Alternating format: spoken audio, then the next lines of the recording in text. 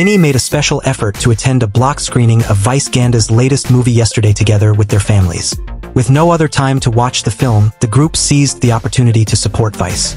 However, only 4 members managed to attend, as the others had already returned to their respective provinces following their New Year's Eve event. Hello po, I'm reading Mika.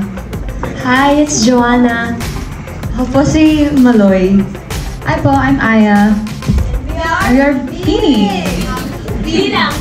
Bean lang. Kasi kulay yung iba. Siyempre, ang expectations nyo na ngayon mapapanood nyo na first time nyo ba mapapanood ng And the Breadwinner is? Second time. O ngayon, sabihan nyo sa kanila kung anong kailangan nilang i-expect. Expect nyo na iiyak kayo and makaka-relate kayo sa story, especially yung mga breadwinner. So yung mga iyakin dyan, good luck, ihanda nyo na yung mga tissue nyo, and marami kayong matututunan sa movie na ito.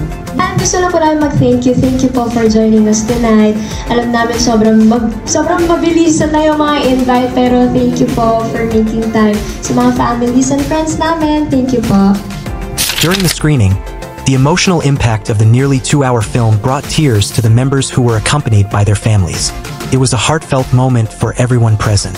For many, this movie stands out as one of the most relatable entries in this year's Metro Manila Film Festival.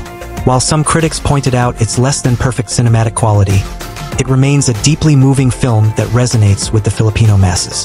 These are just some of the highlights from Binny's heartfelt experience during the special screening.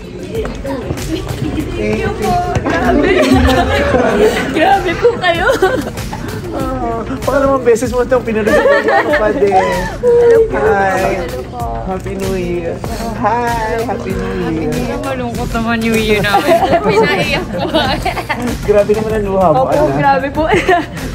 Kabog. Pumasok na tayo, di pa pala sila tapos umiyak. Thank you. Si Ate Aya po, hindi po usually umiiyak. Umiiyak ko kanina. Pero ngayon umiyak. Pinipigilan. Thank you po, grabe ganda ng movie. Ang daming breadwinners ang pinasasayan mo. Oh, ang daming breadwinners ang nagdudugtungan ng home at saka kayo yung pahinga nila. More than you know. Naiiyak ako. In behalf of the breadwinners, nagpapasalamat ako sa inyo kasi nadagdagan ng mga nagtatawid ng kanilang mga oras. As entertainers, malaking bagay yung nagagawa ninyo. More than you know.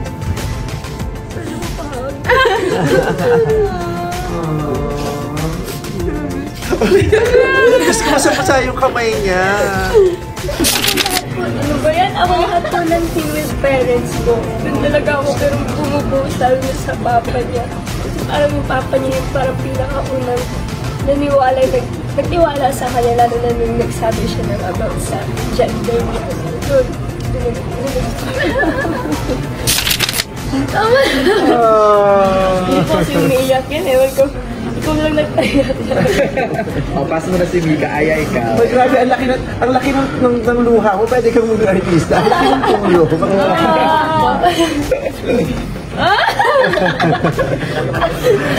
Ako po, kaya po ako si Steve with the mom.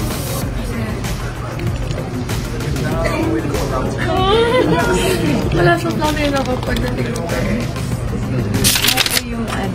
Yung sagutan talaga kasi yung talaga parang nahihit lahat na yung about the breadwinner, yung about sa time for yourself na parang nalilimutan mo na sarili mo, ganun po. Tsaka ang galing yung mag-acting po. Tsaka parang totoo. And then na-realize ko na ako kasi may kapatid din ako. So sobrang grateful ako na kami dalawa ng tutulong. Eh, hindi lahat may ganun. Yeah. Katulad din ng kay Ate Aya na yung one take ko na scene. Kasi siguro may point ng buhay na parang dumating yung nasa lapag ka na, like, especially yung pandemic na, hindi mo na alam saan ka pakakapit. Kasi ikaw yung breadwinner, ikaw yung nagpapaalam sa mga kapatid.